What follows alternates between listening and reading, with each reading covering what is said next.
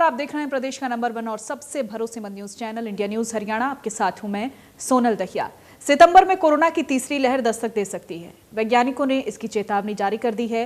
तीसरी लहर की आशंका को देखते हुए स्वास्थ्य महकमा और सरकार बार बार कोरोना नियमों का पालन करने की अपील कर रही है, तो वैक्सीन लगवाने की भी अपील की जा रही है। इंडिया न्यूज भी सभी दर्शकों से अफवाहों पर ध्यान न देकर टीका लगवाने की अपील कर रहा है। इसलिए आपकी सेहत की फिक्र करते हुए हमने खास कार्यक्रम हेलो डॉक्टर की शुरुआत की है। अगर आपको या परिवार में किसी को भी स्वास्थ्य संबंधित कोई भी परेशानी है तो हमारे खास शो डॉक्टर से आप सीधा बात कर सकते हैं। आप वैक्सीन या कोरोना संबंधित जानकारी भी डॉक्टर से ले सकते हैं।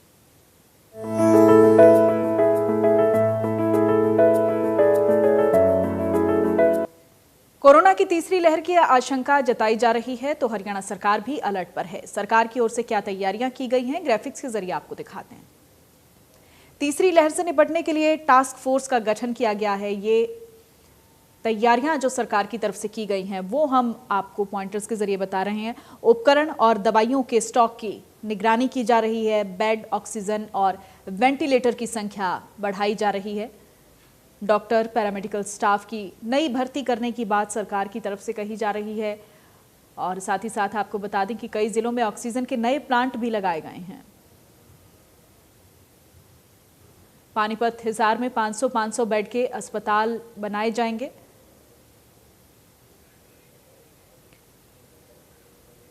वहीं दूसरी लहर से निपटने के लिए हरियाणा सरकार ने क्या कदम उठाए हैं, ग्राफिक्स के जरिए आपको दिखाते हैं। लॉकडाउन का सख्ती से पालन करवाया गया है। लगातार प्रशासनिक अधिकारी सचेत रहे। टेस्टिंग लैब की संख्या को बढ़ाया गया है ताकि ज्यादा से ज्यादा लोगों की टेस्टिंग हो सके। कोविड देखभाल केंद्रों में भी बढ़ोतरी की गई है ताकि कोविड की जांच की जाए और बाद में पोस्ट कोविड के जो इफेक्ट्स आते हैं उनके लिए भी डॉक्टर्स अवेलेबल हों। कोविड संक्रमण आकलन के लिए एक सर्वे करवाया गया। ई संजीवनी और टेली परामर्श सेवाएं शुरू की गई। टेलीमेडिसिन की भी शुरुआत की गई है। हरियाणा ग्राम सामान्य स्वास्थ्य जांच योजना का आरंभ किया गया। गरीबों को मुफ्त चिकित्सा और उपचार की सुविधा मुहैया करवाई गई है। वहीं ऑक्सीजन हेल्पलाइन की स्थापना भी की गई है। टीकाकरण अभियान पर जोर दिया गया है ताकि ज़्यादा से ज़्यादा लोगों का टीकाकरण हो सके। वैक्सीनेशन पर पूरा फोकस किया जा रहा है। डेडिकेटेड कोविड केयर सेंटर स्थापित किए गए हैं।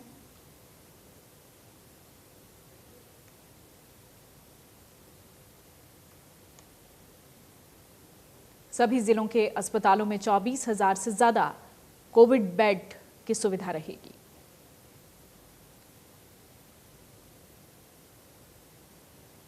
सभी जिलों के अस्पतालों में लोगों को बेड मुहैया करवाए जाएंगे। अस्पताल और मेडिकल कॉलेजेस में बेड की क्षमता को बढ़ाया जाएगा।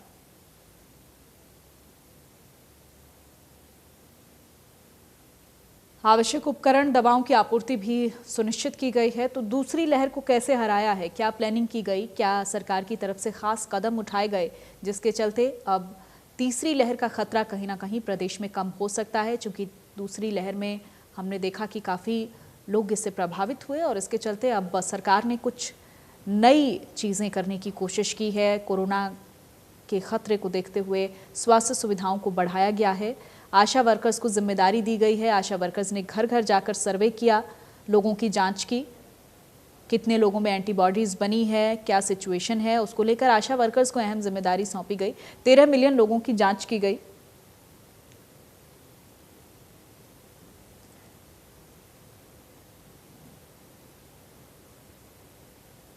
450 मोबाइल स्वास्थ्य टीमें बनाई गई।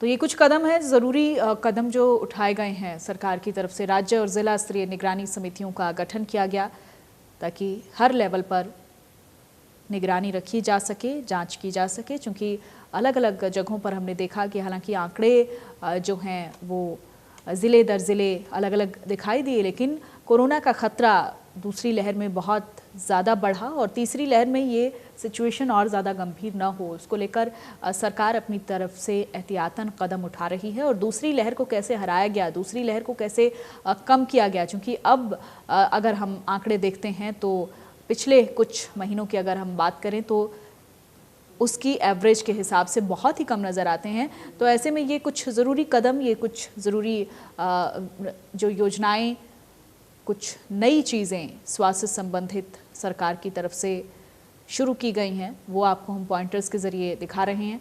9 ऑक्सीजन उत्पादन संयंत्र भी स्थापित किए गए।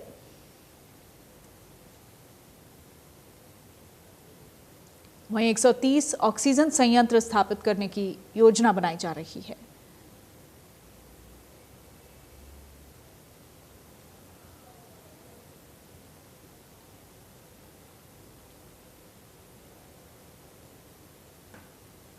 तो ये ज़रूरी कदम उठाए गए सरकार की तरफ से और तीसरी लहर की आशंका अनुमान जता दिया गया है और बहुत ज़्यादा भयंकर नतीजे ना आए, इसको लेकर हर राज्य को अपनी तैयारी करनी बहुत ज़रूरी है। ऐसे में हरियाणा की तरफ से क्या तैयारियां की गई हैं वो आपको हम बता रहे हैं।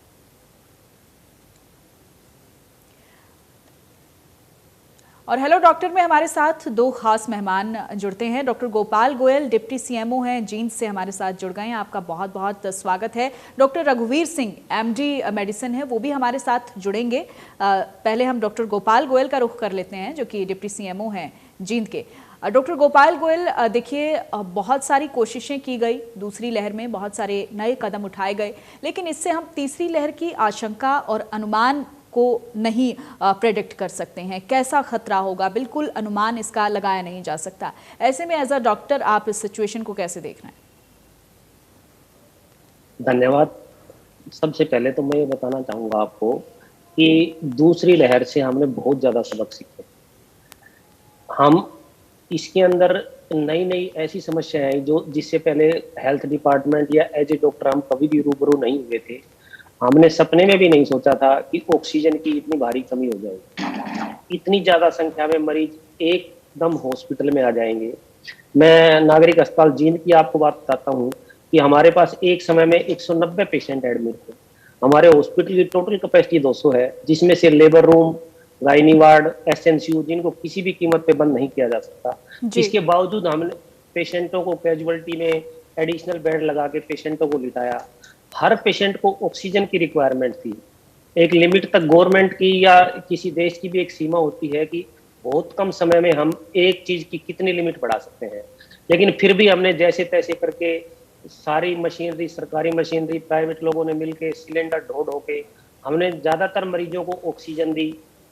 दवाइयों की कोई ज्यादा कमी नहीं हुई थी, इसमें मेनली ज्यादा लंबी चौड़ी दवाइयाँ यूज नहीं होती, लेकिन फिर भी जो हमारे वो है कि ऑक्सीजन मास्क थे, फेस मास्क थे, उनकी एकदम समय में बहुत ज्यादा जरूरत आ पड़ती है तो कमी महसूस होती है। इस सब के बावजूद सेकंड जो लहर आई उसका हमने देखो सामना जरूर किया, लेकिन उसके अंदर काफी डेथ भी हुई जो एक्सपेक्टेड नहीं थी। और दूसरी बात ये थी कि हमारे जो डॉक्टर्स थे, पैरामेडिकल स्टाफ था, शुरू में उनमें एक भय का माहौल था कि हम कहीं खुद इन्फेक्ट ना हो जाएं। हर इंसान को डर लगता है, तो सबसे पहले तो उस डर पे हमें खुद काबू पाना था, उसके बाद मरीज को बचाना था।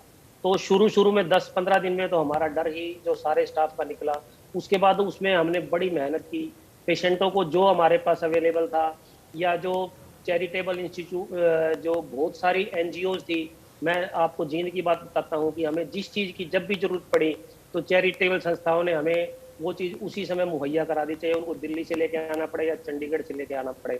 ठीक है, तो ठीक है, इस पर हम आगे चर्चा करेंगे। हमारे साथ एक दर्शक जुड़ गए हैं गुरुग्राम से, राम सिंह हमारे साथ जुड़ गए हैं। राम सिंह जी, आपका स्वागत है, क्या सवाल है आपका?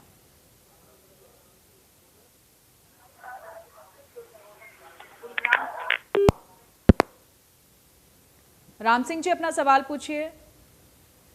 लगता है संपर्क टूट गया है राम सिंह जी से। तो देखिए आपके टीवी स्क्रीन पर आप देख सकते हैं हमारे नंबर फ्लैश हो रहे हैं। आपकी जो भी आपका सवाल है कोरोना से जुड़ा हुआ, आप हमारे डॉक्टर से कर सकते हैं। हम कोशिश करेंगे कि आपके हर सवाल का जवाब दिया जाए। देखिए डॉक्टर साहब, लगातार हम इस पर चर्चा कर रहे हैं कि कैसे हम उबरे हैं दूसरी लहर से, और तीसरी लहर की आशंका अनुमान, जैसा कि मैंने पहले भी कहा, नहीं जताया जा रहा। लेकिन इसी बीच लोगों की जो लापरवाही है वो कहीं ना कहीं भारी पड़ सकती है, क्योंकि तस्वीरें ऐसी भी निकलकर सामने आ रही हैं जहां लोग मास्क का इस्तेमाल नहीं कर रहे, सोशल डिस्टेंसिंग नहीं रख रहे। आंकड़े कम हुए हैं लेकिन खतरा कम नहीं हुआ है। जी, मैं आपकी बात से बिल्कुल सहमत हूँ। इसी बीच इसका जवाब मैं आपसे लूंगी। हमारे साथ राम सिंह एक बार फिर से जुड़ गए हैं। राम सिंह जी, क्या सवाल है आपका? हेलो जी। हाँ जी हाँ जी हाँ जी।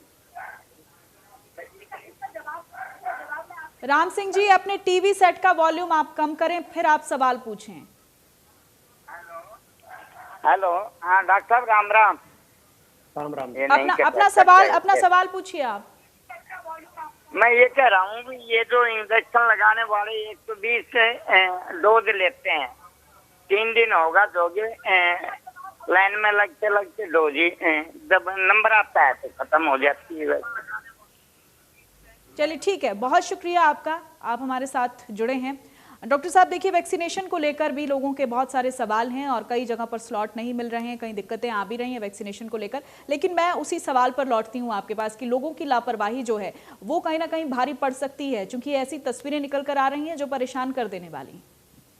बिल्कुल, मैं आपकी बात से सहमत हूँ। लोगों ने प्रैक्टिकली जो है अब मास्क लगाना बंद कर दिया है। बाजार में आप जाइए तो लोग बिना मास्क के भीड़ भाड़ वाली जगह घूम रहे हैं, कोई प्रिकॉशन नहीं ले रहा, कोई हाथ धोने का सिस्टम ऑलमोस्ट बंद हो गया है, ना सैनिटाइजर यूज करते हैं ना मास्क यूज करते हैं। तो एक तरह से हम बीमारी को बुलावा दे रहे हैं। बीमारी आने के बाद हम प्रशासन को या कोसते हैं, लेकिन जब तक बीमारी नहीं आती तब तक हम बिल्कुल लापरवाही दिखाते हैं।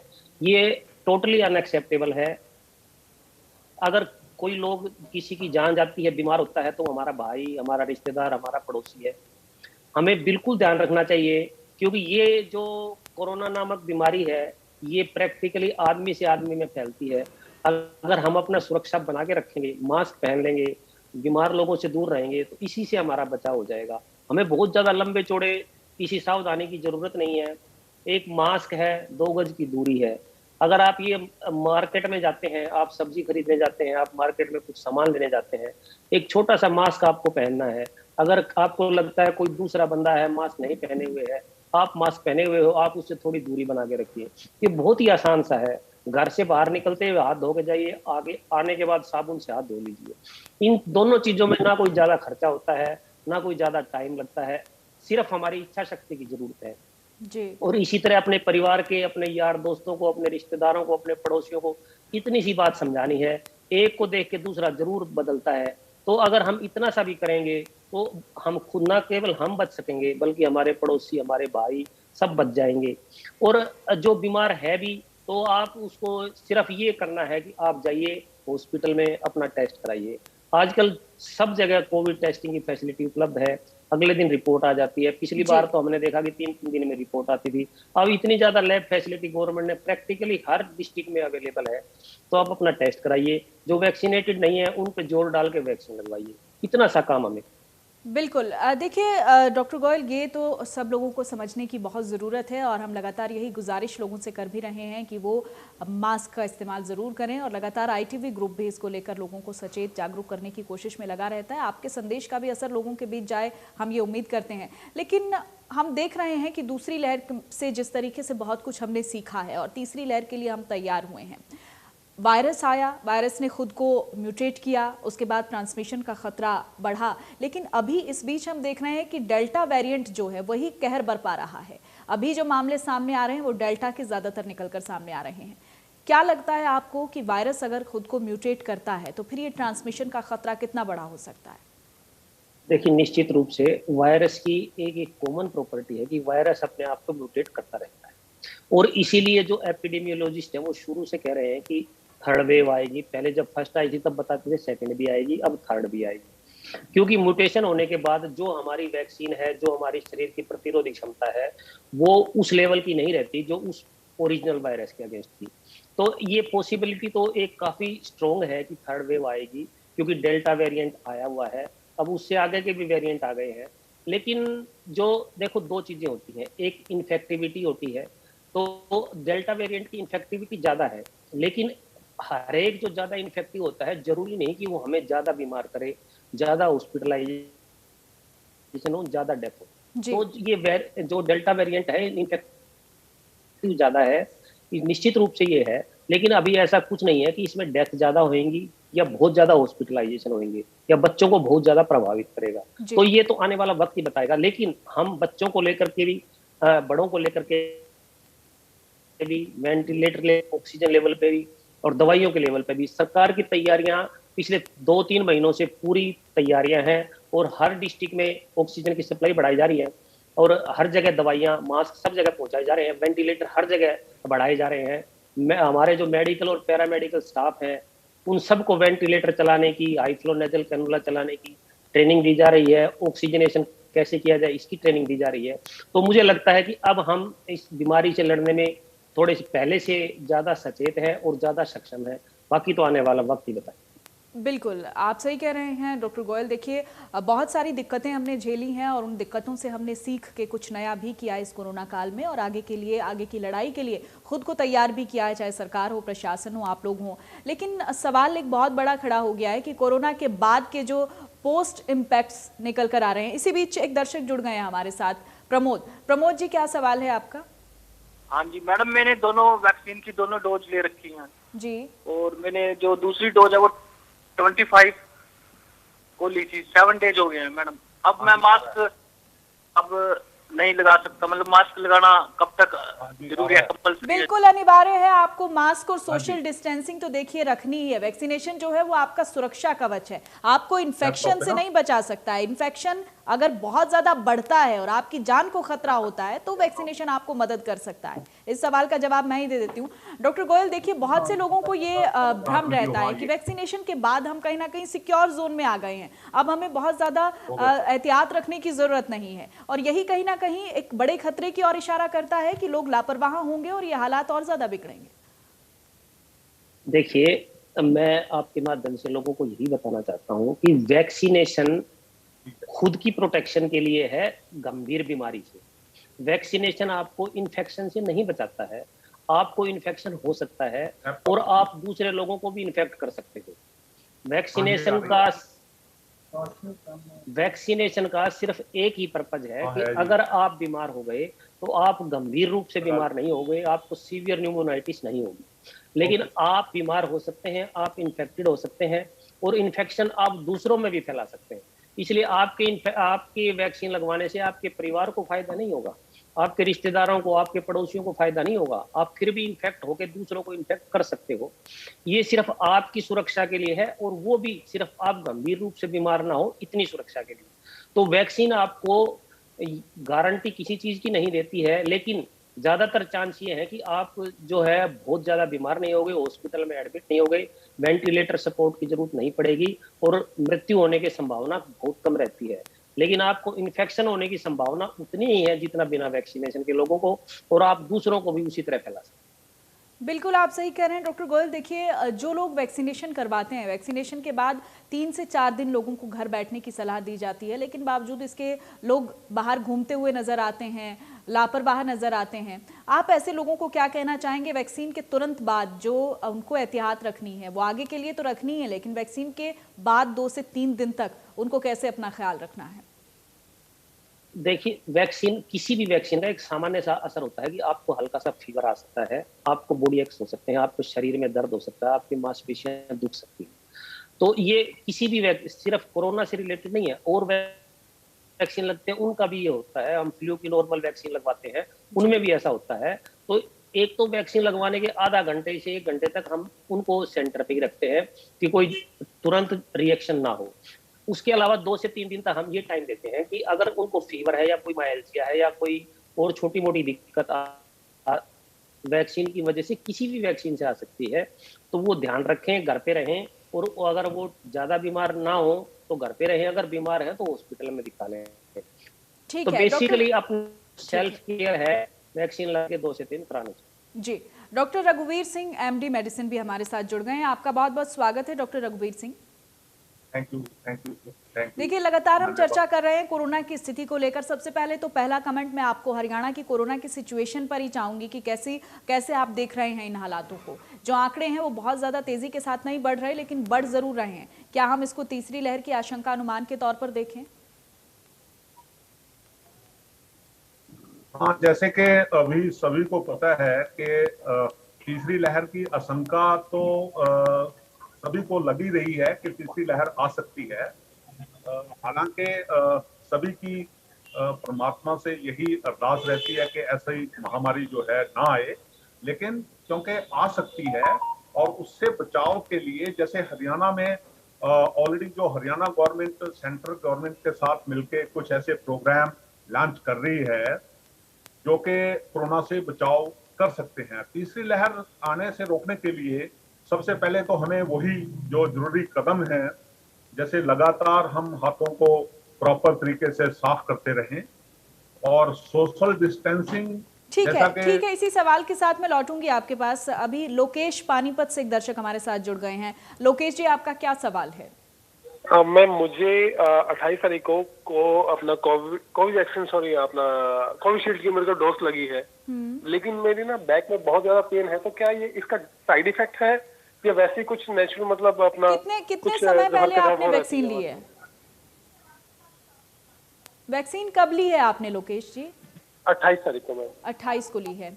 डॉक्टर गोपाल गोयल से ही मैं इसका जवाब ले लेती हूँ। डॉक्टर गोपाल गोयल, देखिए, बहुत से लोगों को वैक्सीन के बाद दिक्कतें आ रही हैं। वो बड़ा कंफ्यूज है इस चीज़ को लेकर कि वो लॉन्ग लास्टिंग जो इफेक्ट होने वाला है या फिर वो टेम्परेरी है, 2 से 3 दिन के बाद वो नॉर्मल हो जाएंगे। ये बड़ा कंफ्यूजन है वैक्सीनेशन के बाद। देखिए, आपने 28 को वैक्सीन ली है, अभी आपको 3 दिन हुए, तो वैक्सीन के बाद बुखार होना या बदन में दर्द होना एक सामान्य सी प्रक्रिया है। अगर आपको वैक्सीन के बाद ऐसा है तो हो सकता है वैक्सीन से हो। आपको कुछ ज्यादा नहीं करना है, आप रेस्ट करिए और पैरासीटामोल अगर ज्यादा है या आप एक बार डॉक्टर को दिखा लीजिए। कोई खास बात नहीं है। कमर में दर्द अगर आपको पहले कभी नहीं था, वैक्सीन के बाद ही हुआ है, तो हो सकता है वैक्सीन से भी 3-4 दिन तक हो जाता है कई बार। इसमें कोई डरने की बात नहीं है। अगर उसके बाद भी रहता है तो आप फिर किसी हड्डी के डॉक्टर को दिखाइए। फिर लगता नहीं कि वैक्सीन से सिर्फ कमर में दर्द होने की संभावना इतनी ज्यादा नहीं है। यही एक बड़ी कंफ्यूजन है। डॉक्टर रघुबीर सिंह जी, देखिए, लगातार लोगों के सवाल हमारे पास आते हैं। वैक्सीन से जोड़कर लोग अपनी शरीर की दिक्कतों को देखने लग जाते हैं। उनको कहीं ना कहीं बीमारियां गहरी होती हैं, बड़ी होती हैं, काफी लंबे समय से होती हैं, लेकिन वो उजागर हो जाती हैं कहीं ना कहीं मन के वहम के कारण वैक्सीनेशन के बाद। देखिए, वैक्सीनेशन का वैसे देखा जाए तो बीमारियों से इनफैक्ट जो एग्जिस्टिंग बीमारियां हैं या पहले से किसी की बीमारी का हिस्ट्री रही है, तो उससे वैक्सीनेशन का कोई बहुत ज्यादा लिंक नहीं है। क्योंकि वैक्सीनेशन किसी भी बीमारी को ना तो अगर एग्जिस्टिंग बीमारी है ना तो उसको बढ़ाती है और ना ही उसको घटाती है। वैक्सीन का पर्पस तो ये रहता है कि इंसान के अंदर जो रोगों से लड़ने की जो क्षमता है, उस वैक्सीन का पर्पस सिर्फ यही रहता है कि जो रोगों से लड़ने की क्षमता है, ये वैक्सीन उसको बढ़ाती है। अगर किसी को पहले से कोई बीमारी है या फिर बीच में कुछ ऐसे लक्षण हो जाते हैं, जैसे डॉक्टर साहब ने बताया है कि कमर में दर्द हो गया, सामान्य फीवर की स्थिति आ गई या हल्की फुल्की कोई सिमरन आ गई, तो ये कोई बहुत बड़ी चीज नहीं है। इसके लिए जैसा कि बताया कि पैरासीटामोल या डोलो 650 अगर ज्यादा महसूस हो रहा है तो ये ली जा सकती हैं। और इसके अलावा अगर डॉक्टर की पहुंच अगर आसानी से आप डॉक्टर के पास जा सकते हैं तो ये बेटर रहेगा कि एक डॉक्टर की सलाह ले लीजिए। बिल्कुल। देखिए डॉक्टर रघुबीर, लगातार हम इस पर चर्चा कर रहे हैं, उसी बीच दर्शक भी हमारे साथ जुड़ रहे हैं। एकलव्य हमारे साथ एक दर्शक जुड़ गए हैं। एकलव्य जी, क्या सवाल है आपका? आ रही है सर आवाज? जी, अपना सवाल पूछिए। सर, उनका लड़के की उम्र तो 19 साल है और उसकी आईडी इसमें 17 साल की है आधार कार्ड में। तो वैक्सीन हम बच्चे वाली लगावे या फिर उसकी लगावे बड़े की? देखिए, इसको लेकर अभी तक कोई ऐसा डिफ्रेंसिएशन नहीं आया है। बहुत शुक्रिया, आप हमारे साथ जुड़े हैं। डॉक्टर गोपाल गोयल, देखिए, बहुत बड़ी दिक्कत परेशानी बच्चों को लेकर है। स्कूल खुल चुके हैं, बहुत से पेरेंट्स में कन्फ्यूज़न भी है। वैक्सीनेशन का प्रॉपर जो एक होना चाहिए रूटीन बच्चों के लिए, वो अभी नहीं डेवलप हो पा रहा है। तो उसको लेकर आप क्या सलाह देना चाहेंगे, चूँकि 5 ऐसे राज्य हैं जिन्होंने स्कूल खोलने की भी तैयारी कर ली है? और स्कूल खुल चुके हैं। देखिए, अभी तक जो हमारा वैक्सीनेशन का गवर्नमेंट ऑफ इंडिया का प्रोग्राम है वो 18 साल या इससे ऊपर के बंदों के लिए ही। 18 साल से जो कम उम्र के लोग हैं, जो बच्चे हैं हमारी पॉपुलेशन, उनके लिए फिलहाल वैक्सीन का कोई प्रावधान नहीं है। दुनिया में अभी वैक्सीन अवेलेबल बच्चों के लिए खास इन्हीं वैक्सीन को ट्रायल के तौर पर हम देख रहे हैं कि शायद इनमें से कोई बच्चों पे लग पाए, लेकिन फिलहाल 18 साल से जो नीचे हैं उनके लिए कोई वैक्सीन ना तो उपलब्ध है, ना सरकार अभी कोई लगा रही है। तो एक बात तो हमें समझनी पड़ेगी कि बच्चे जो, इसीलिए हम सोच रहे हैं कि थर्ड वेव में बच्चे ज्यादा हॉस्पिटलाइज हो सकते हैं, क्योंकि वो ज्यादातर उनको वैक्सीन नहीं लगी हुई है सबको ही, और उनमें संभावना ये है कि वो ज्यादा बीमार हो सकते हैं। तो जहां तक स्कूल खोलने के प्रश्न है, अगर हम देखो, अब बच्चों का 1 साल तो वेस्ट हो चुका है, अब कभी ना कभी कहीं ना कहीं किसी स्तर पे जाके तो हमें दोबारा नॉर्मल लाइफ को लेके ही आना पड़ेगा। स्कूल, कॉलेज, व्यापारिक प्रतिष्ठान सभी खोलने पड़ेंगे। जो एडल्ट पॉपुलेशन वैक्सीनेटेड हो चुकी या जो पहले इन्फेक्ट होके जो थोड़ा इम्यूनिटी आ चुकी, उनका एक सहारा है। दूसरा, जो स्कूलों में भी हमें यही करना पड़ेगा, मास्क लगा के रखना है और दूरी बना के रखनी है। ऑनलाइन का ऑप्शन भी स्कूलों में रहेगा। शिवनंदन एक दर्शक हमारे साथ जुड़ गए हैं। शिवनंदन जी, क्या सवाल है आपका? जी, मैं 2012 से शुगर का पेशेंट हूँ। पैनक्रियाज का ऑपरेशन हुआ था, उसके बाद मेरे को शुगर हो गई है, तो क्या मैं ये कोरोना वैक्सीन ले सकता हूँ या नहीं? बिल्कुल, आपके लिए वैक्सीनेशन बहुत ज़्यादा ज़रूरी है। डॉक्टर रघुबीर सिंह इसका जवाब ज़्यादा बेहतर देंगे। डॉक्टर रघुबीर सिंह। ऐसा है कि अगर किसी को शुगर है या कोई इस तरीके की कोई प्रॉब्लम है जो बाद में उसको किसी वजह से हुई है, तो वैक्सीन लेने में उसको कोई डर नहीं है, वैक्सीन ली जा सकती है।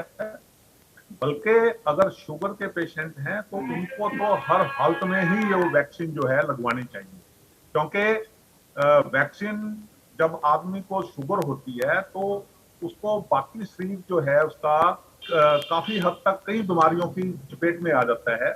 तो उन बीमारियों से काफी हद तक रोकथाम के लिए ये जो वैक्सीन है ये बहुत कारगर सिद्ध होती है।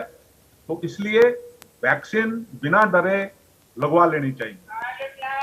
बिल्कुल, देखिए डॉक्टर रघुबीर सिंह, बहुत से लोगों को ये समझने की ज़रूरत है कि अगर वो किसी गंभीर बीमारी से ग्रसित हैं तो वो वैक्सीन से बचते हैं, लेकिन उनके लिए वैक्सीन कितनी ज़्यादा इंपॉर्टेंट है वो ये बात नहीं समझ पाते, क्योंकि हमारे इस कार्यक्रम में भी लगातार लोगों के कॉल्स आते हैं। शुगर, डायबिटीज के जो मरीज़ हैं वो पूछते हैं कि क्या हम वैक्सीनेशन करवा सकते हैं। तो ये एक बड़ा सवाल बन जाता है लोगों के जहन में और एक बड़ा डर भी बन जाता है। देखिए, इससे डरने की जरूरत नहीं है। अगर बंदे को डायबिटिक पेशेंट है या और कोई छोटी मोटी प्रॉब्लम्स हैं जैसे हाइपरटेंशन वगैरह है, ये इस तरीके की हैं, तो उसको डरने की जरूरत नहीं है। बल्कि वैक्सीन की दोनों डोज उसको समय पर, जैसे गवर्नमेंट ऑफ इंडिया की गाइडलाइंस हैं या स्टेट गवर्नमेंट की गाइडलाइंस हैं, उसके हिसाब से दोनों वैक्सीन उसको लगवा लेनी चाहिए। इसको वैक्सीन लगने के बाद फायदा मिलेगा, कोई नुकसान नहीं मिलेगा। ये बाकी सारी बीमारियों में भी जो है रोगों से लड़ने की जो क्षमता है, ये वैक्सीन उसको बढ़ाएगी। किसी भी तरह की डरने की जरूरत नहीं है। कोई भ्रम फैलाता है तो उन भ्रम जाल में ना आए और वैक्सीन अवश्य लगवाएं। बिल्कुल, देखिए डॉक्टर गोपाल गोयल, हमने बहुत सारे लोगों से राय जानी, बहुत से लोगों ने अपनी अपनी जो भी उनको प्रॉब्लम्स आड़े आई हैं वो बता रहे हैं, लेकिन कहीं ना कहीं जो स्टडीज़, जो दावे सामने आए हैं उसमें बहुत कम इस बात पर जिक्र किया गया है कि ब्रेन सेल्स को कोविड कैसे इफेक्ट करता है। हम चाहते हैं कि वो लोगों को बताया जाए, क्योंकि बहुत से ऐसे भी लोगों के अंदर कॉम्प्लिकेशंस आ रहे हैं जहाँ पर कोविड से रिकवर होने के बाद भी सिर दर्द है, मेमोरी लॉस है, ब्रेन सेल्स को बहुत ज़्यादा इफेक्ट हो रहा है। लोग इसको समझ नहीं पाते हैं। देखिए, इसमें ना कोविड के अंदर बहुत सारी समस्याएं ऐसी आ रही हैं जिनका अभी तक बहुत ज्यादा अध्ययन, बहुत ज्यादा रिसर्च हो नहीं पा रही है। ये एक नई बीमारी है, 2020 में आई है, तो बहुत ज्यादा इसके ऊपर साइंटिफिक रिसर्च अभी चल रही है, लेकिन बहुत रिजल्ट हमारे पास नहीं है। मेन समस्याएं पोस्ट कोविड पीरियड के अंदर लंग्स से रिलेटेड आती हैं कि पेशेंट को सांस लेने में दिक्कत है और दिक्कत है। लेकिन ये आपकी बात बिल्कुल ठीक है कि कुछ लोगों को ब्रेन से रिलेटेड भी प्रॉब्लम आ रही है, मेमोरी लॉस आ रहा है, कि उनका उसके बाद थोड़ी साइकोसिस भी है। बहुत कॉमन है कि साइकोसिस के पेशेंट हमारे यहाँ ओपीडी में, साइकेट्री के अंदर बहुत सारे पेशेंट आ रहे हैं जो पोस्ट कोविड है, जिनको नींद नहीं आती है, साइकोसिस की हल्की प्रॉब्लम है, या मेमोरी लॉस है, एमनीजिया है, तो ये है।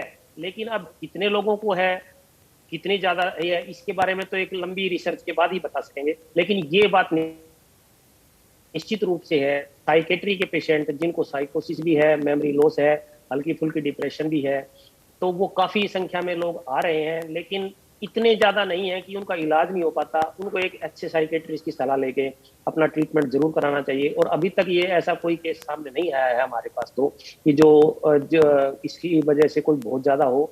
ज्यादातर ट्रीटमेंट लेने के बाद ठीक ही हो। ठीक है, करनाल से एक दर्शक हमारे साथ रामपाल जुड़ गए हैं। रामपाल जी, आपका क्या सवाल है? रामपाल जी, अपना सवाल पूछिए आप। हेलो जी डॉक्टर साहब, नमस्कार।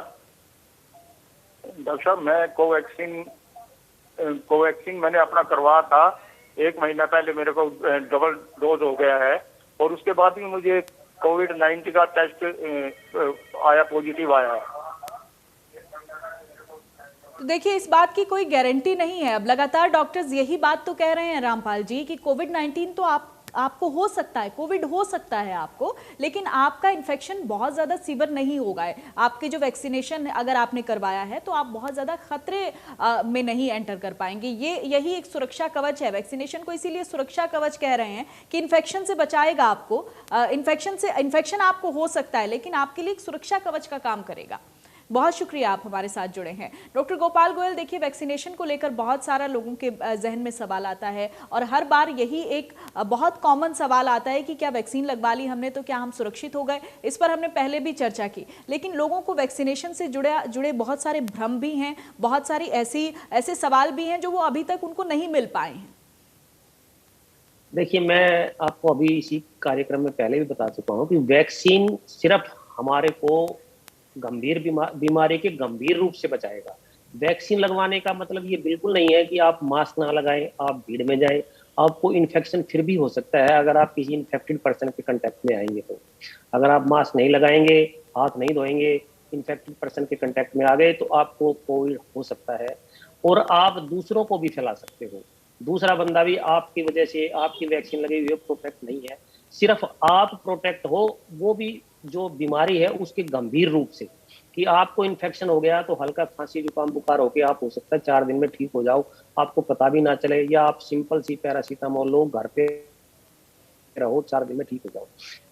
और ये भी 100% गारंटी नहीं है कि आपको गंभीर बीमारी नहीं होगी। ये एक ज्यादातर चांस है कि 50 से 80% चांस है कि आप गंभीर रूप से बीमार नहीं होंगे।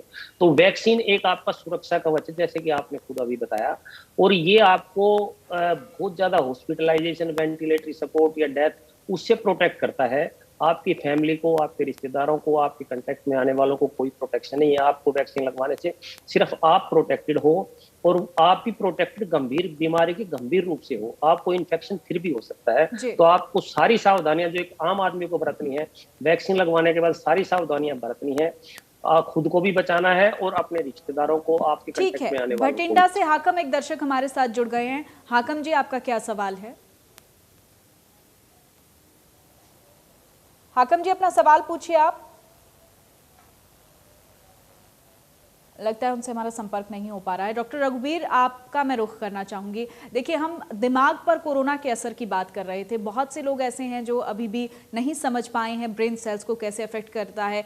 डॉक्टर गोपाल गोयल ने अपना ओपिनियन इस पर दिया है, लेकिन दिमाग को कैसे कोरोना नुकसान पहुंचाता है, क्या आप इसको लेकर कुछ डिटेल्ड जानकारी हमारे दर्शकों को दे पाएंगे?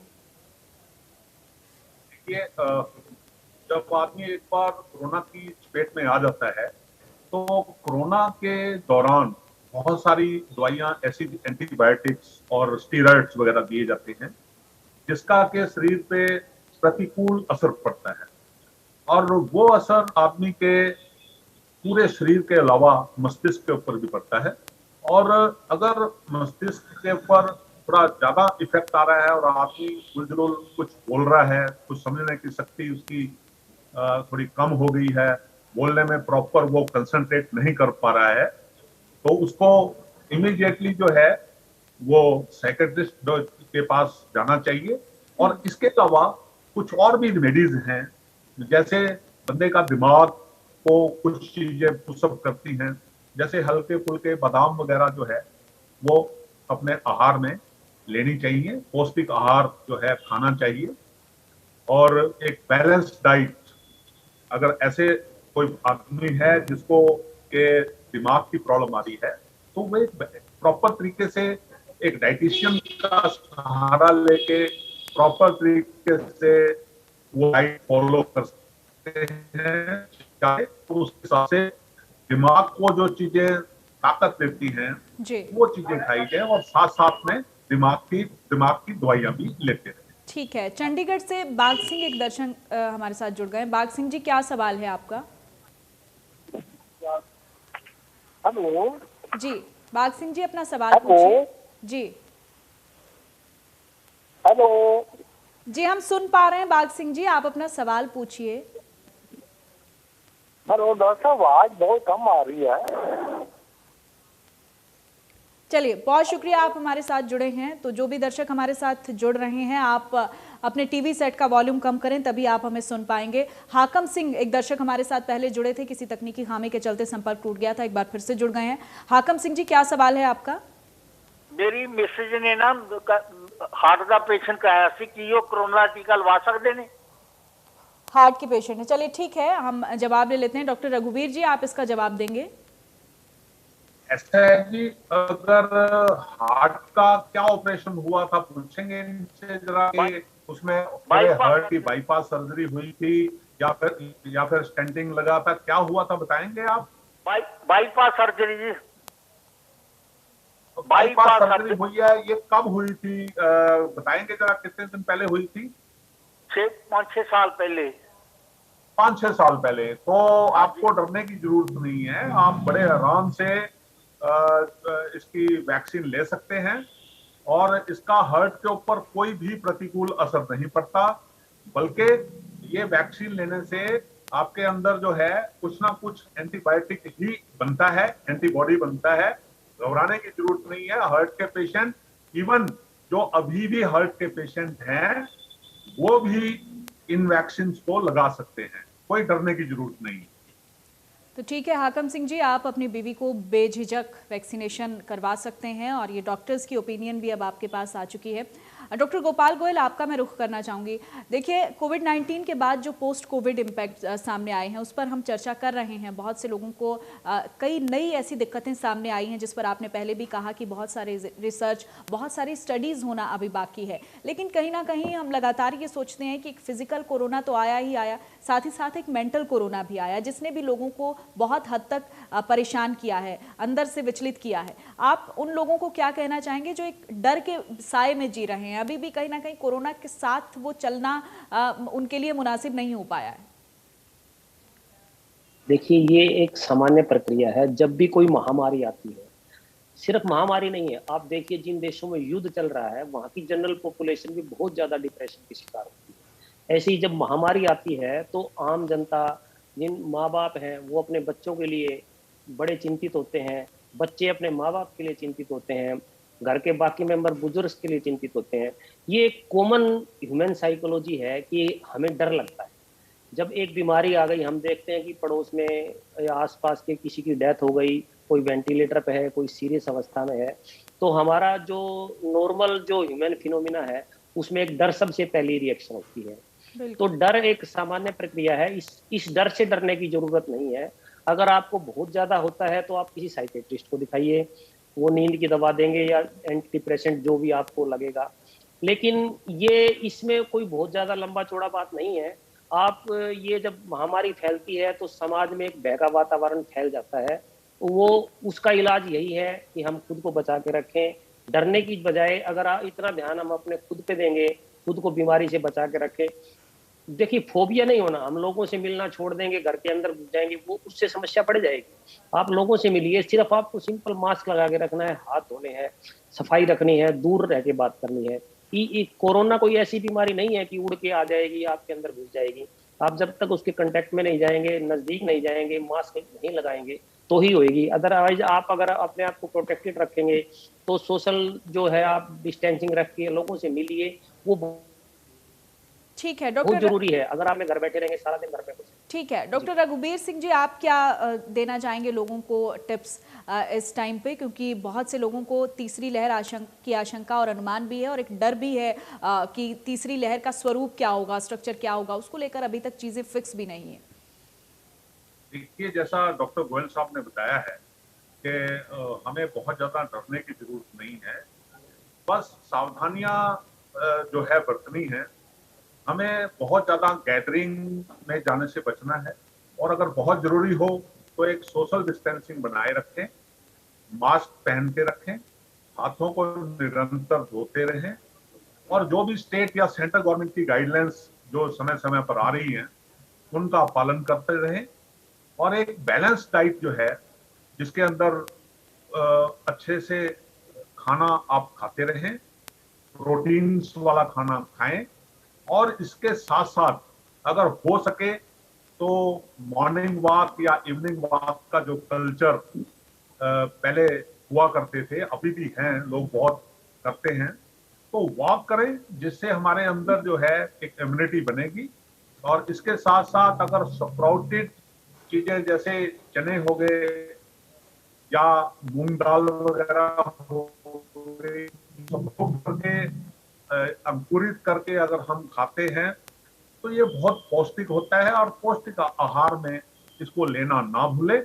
और इसके साथ साथ कुछ एक चीजें ये भी आती हैं कि बंदे को बहुत ज्यादा जंकी फूड नहीं खाना चाहिए, तली भुनी हुई चीजें थोड़ी सी परहेज करनी चाहिए और इसके साथ साथ खाना अगर थोड़ी सी भूख रखकर खाएंगे तो ज्यादा बेहतर रहेगा और पानी की इंटेक जो है वो ऑलवेज बढ़ा देनी चाहिए।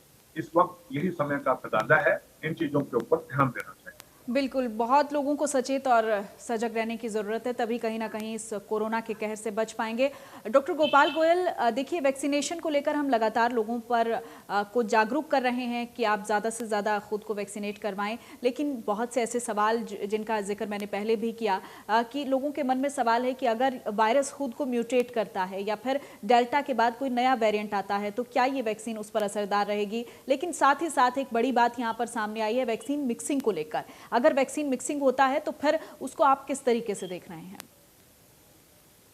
देखिए, मैं पहले तो आपकी इस बात का जवाब दूंगा कि वैक्सीन मिक्सिंग को लेकर के अभी तक हमारी गवर्नमेंट ऑफ इंडिया की कोई गाइडलाइन नहीं। वैक्सीन मिक्सिंग एक प्रोसीजर कुछ जगह देखा गया है कि आप 2 डोज एक की लगाओ कोविशील्ड के बाद में कोवैक्सीन की लगाओ तो शायद बेटर रिजल्ट आएंगे। कुछ देशों में कुछ जगह ऐसा हुआ है, परंतु अभी गवर्नमेंट ऑफ इंडिया की गाइडलाइन में सिर्फ 2 ही वैक्सीन 2 ही डोज देनी है, या तो कोविशील्ड की या कोवैक्सीन की जी, या अगर कोई नई आती है तो उसकी भी। अभी हमारे पास ऐसा कोई प्रावधान या ऐसी गवर्नमेंट की गाइडलाइन नहीं है कि आपको मिक्स करनी है। लेकिन आगे आने वाले समय में इसको लेकर देखिए दुनिया भर में बहस छिड़ी हुई है, अलग अलग देश अपने अपने तरीके से फैसला ले रहे हैं, तो उसमें हर देश अलग अलग तरीके से कर रहा है। और दूसरी बात यह है कि अभी हमारे पास ना वैक्सीन की इतनी ज्यादा हमारे पास अवेलेबिलिटी भी नहीं है। हमारी पहली प्रायोरिटी यही रहेगी कि पहले पॉपुलेशन के एक बड़े हिस्से को वैक्सीनेट किया जाए, उसके बाद हम 3rd डोज की तरफ बढ़ेंगे। और अगर लगानी भी हुई तो पहले हम उन लोगों को लगाएंगे जो मोस्ट वल्नरेबल पॉपुलेशन है, ओल्ड एज है, हेल्थ केयर वर्कर है, फ्रंट लाइन वर्कर है, तो उनके अंदर कोई अगर गवर्नमेंट की गाइडलाइन आती है कि मिक्सिंग करनी है तो उसी की डोज लगानी है, दूसरी की लगानी है, इस पे अभी बहस चल रही है। अभी कोई क्लियर स्थिति आई नहीं है, जब आएगी तो लोगों को पता चलेगा। ठीक है डॉक्टर रघुबीर, देखिए पहले ये अनुमान लगाया जा रहा था कि तीसरी लहर जो आएगी वो बच्चों पर बहुत बड़ा खतरा हो सकती है। इसको लेकर हालांकि कोई तथ्य सामने नहीं आए, स्टडीज हुई लेकिन कोई पुख्ता बातें निकलकर सामने नहीं आई। लेकिन अब चूंकि मैंने ये सवाल डॉक्टर गोपाल से भी किया कि स्कूल खुल चुके हैं और पेरेंट्स कहीं ना कहीं इस बात को लेकर डर में हैं कि बच्चों को स्कूल भेजें कि ना भेजें, आप क्या कहना चाहेंगे पेरेंट्स को, क्योंकि अब बच्चों की पढ़ाई भी प्रभावित हो रही है, बच्चों को स्कूल भेजने में और क्या खास एहतियात वो रखें? देखिए, इसमें पेरेंट्स को डरने की जरूरत नहीं है, बल्कि सजग रहने की जरूरत है। जैसे भी आपका बच्चा, अभी स्कूल तो खुल चुके हैं तो स्कूल बसेस में भी जाएंगे और अपने साधन से भी जाएंगे, तो स्कूल बसेस में जैसे जाते हैं बच्चों को बताना चाहिए कि एक तो अपना मास्क पहन के रखें और एक जब बस में बैठे हैं तो मुंह अपना थोड़ा, एक बच्चा थोड़ा लेफ्ट साइड में रखे, एक बच्चा राइट साइड में रखे, थोड़ा सा अपने आप को बचाव करने की कोशिश करें जी। और जब बच्चा स्कूल में चला जाता है तो ऑब्वियसली वहां भी क्लास में सोशल डिस्टेंसिंग का ध्यान रखें। और जैसे पेरेंट्स टीचर्स मीटिंग होती है तो उस मीटिंग में भी टीचर्स के साथ इंटरेक्शन करें कि बच्चों को जो है थोड़ा सोशल डिस्टेंसिंग में रखें। और जब बच्चे खास करके रिसेस में खाना वगैरह खाते हैं तो प्रॉपर तरीके से वो हाथों को वॉश करें और वॉश करने के बाद ही अपना टिफिन वगैरह खोलें। और इसके अलावा स्कूल में जहाँ पे बाथरूम वगैरह है तो वहाँ हैंड वॉश वगैरह प्रॉपर रखे होने चाहिए। और इवन क्लासरूम के बिल्कुल बच्चों को, उनके परिजनों को और साथ ही साथ स्कूल मैनेजमेंट को, सबको इस बात का ख्याल रखना है कि कोरोना का खतरा अभी गया नहीं है। बहुत बहुत शुक्रिया आप दोनों डॉक्टर्स का, आप हमारे साथ जुड़े हैं।